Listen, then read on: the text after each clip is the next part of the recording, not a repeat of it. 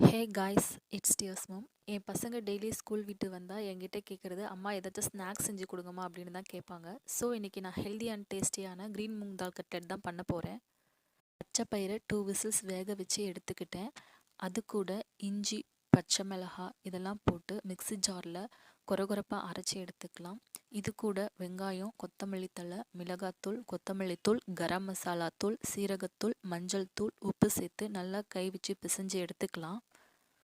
Round பாலாக உருட்டி தட்டையான ஷேப்க்கு கொண்டுட்டு வந்துட்டு பிரெட் க்ரம்ஸில் டிப் பண்ணி தோசை தவால ஆயில் விட்டு 2 சைடும் நல்லா வேக வச்சு எடுத்தா நம்மளோட க்ரீன் மூங் தால் கட்லெட் ரெடி.